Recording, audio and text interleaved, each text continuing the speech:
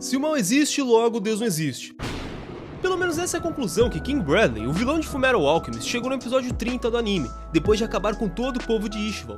Além dele, muitos outros argumentam o mesmo. Mas como ele chegou nessa conclusão, e ainda mais, é uma conclusão correta? Se há um Deus bom que olha por nós, por que ele não impede todas as desgraças e tragédias de nosso mundo? Me chamo Thiago Rosman e para responder isso precisamos conhecer.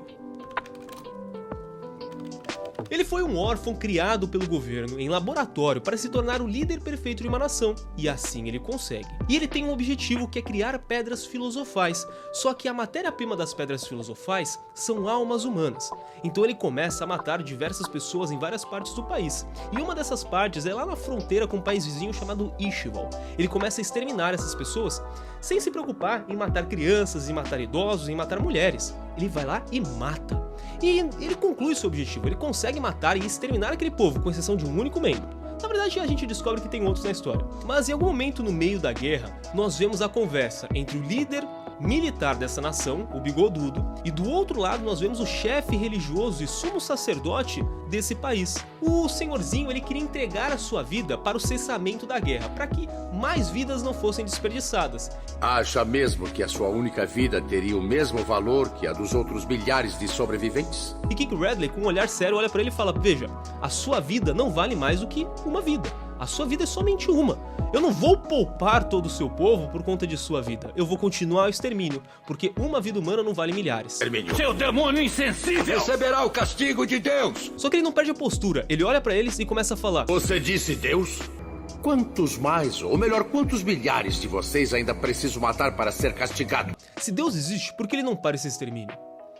Veja, eu estou exterminando e acabando com o seu povo. E eu irei matar até o último daqueles que têm o seu sangue. E mesmo assim, cadê a desgraça? Cadê essa ira? Cadê essa maldição desse seu Deus? Ele não existe, é apenas um ídolo criado por vocês. Se vocês querem fazer alguma coisa, façam vocês mesmos. Enquanto isso, 2 soldados que ouviram essa conversa, conversavam em privado. Olha, se eu tivesse que escolher uma religião, certamente não seria a religião desse povo. Porque eu não escolheria a religião de um Deus que abandonou seu próprio povo. O povo de Ishval estava sendo massacrado, seu povo estava sendo eliminado. E cadê o Deus desse povo? Cadê esse Deus que no momento de fragilidade, onde tragédias estavam acontecendo, ele não aparece para salvar o seu povo? E no nosso mundo nós também temos muitas tragédias, muitas desgraças, maldade, crueldade correndo à solto por aí. E cadê um Deus bondoso para evitar que essas coisas acontecessem? Vamos direto ao ponto. Se existe um Deus que é bom e todo-poderoso, por que ele permite, por que ele deixa com que o mal aconteça no nosso mundo? Para alguns isso não faz o menor sentido, e aí surgem várias explicações para tentar resolver, para tentar solucionar esse problema. Vamos listar algumas delas aqui. Muitos vão apelar para o bom e velho livre-arbítrio. Veja, Deus teria dado a liberdade, então nós façamos o que quisermos com ela. Mas eu acho que esse não é um bom currículo de argumentação.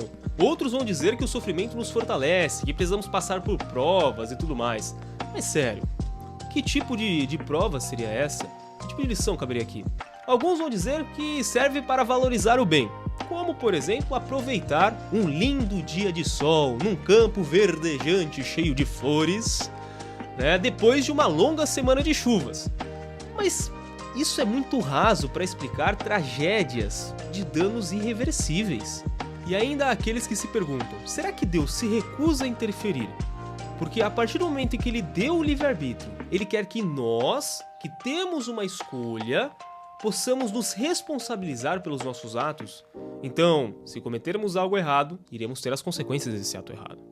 Bem, uma coisa é certa. Deus, ele pode criar um raio e fazer com que caia na cabeça de alguém que está prestes a fazer uma maldade. Ele tem poder para evitar o mal, mas talvez ele nos veja como adultos que possuem responsabilidade. Então devemos cumprir com isso. Se fizermos algo mal, sofreremos as consequências. Todas essas questões retratam o problema do mal, mas podemos resumir em algumas coisas. Primeiro, Deus é totalmente bom. E se ele é totalmente bom, ele desejaria eliminar a maldade do mundo. Segundo, Deus é todo-poderoso. Portanto, ele pode, caso ele queira, eliminar todo o mal do mundo. Portanto, se Deus existe, e ele é todo bom, e ele é todo poderoso, não haveria o mal. Mas o mal existe. Portanto, um Deus todo bom e todo poderoso não existiria. E essa é a linha de raciocínio que King Bradley, lá em Fullmetal Alchemist, ele chega. se eu estou exterminando o seu povo, e existe um Deus todo bom, todo poderoso que está do lado de vocês, por que ele permite que eu continue fazendo isso? Dito isso, o nosso objetivo agora é encontrar uma solução para essa resposta, uma solução para entender o problema do mal e se ele contradiz a existência de Deus. A primeira coisa a entender é que o mal, em si mesmo, enquanto substância, ele não existe. Talvez você já tenha escutado uma música das antigas. Era uma casa muito engraçada, não tinha teto, não tinha... Ah, eu amo essa pedrada. Imagina agora uma casa sem janelas, só tem parede, teto e chão. Parabéns, a casa agora é sua, só que para o seu azar você é pobre, carioca e tá morando num calor infernal, não tem nem um ventilador para te ajudar. Só que você pensa numa solução magnífica, uma janela. A pergunta que eu vou te fazer é, a janela é algo substancial? A janela existe por si mesma? Você não vai precisar de muito esforço para perceber que a janela, por si só, ela não existe. A janela é a ausência da parede na própria parede.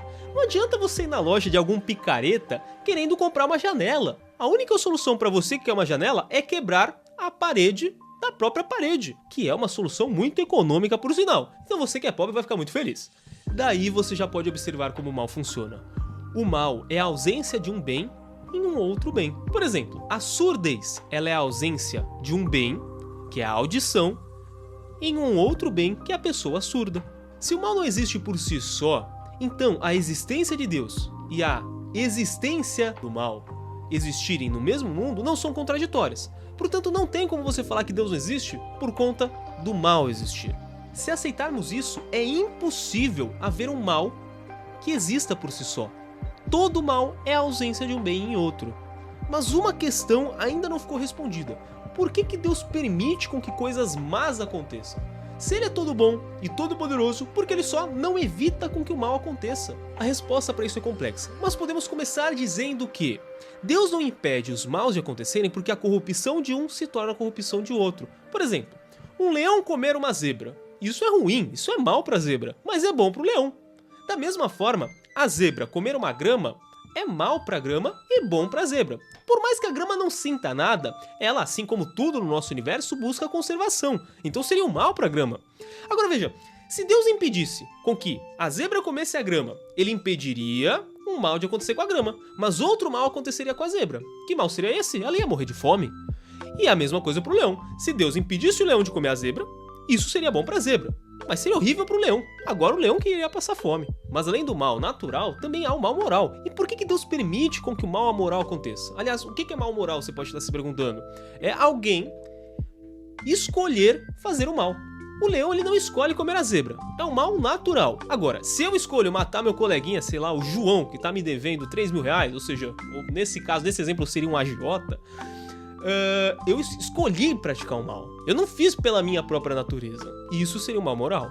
A verdade é que sem o mal moral, muitos outros bens não apareceriam. Por exemplo, a paciência de um Marte surge na perseguição. Ou vai me dizer que você, depois de, sei lá, ser traído por um amigo seu, ser roubado, não sei, você não aprendeu uma lição? Talvez não andar com o celular assim, no meio da rua, se esconder no seu bolso pra você não ser assaltado?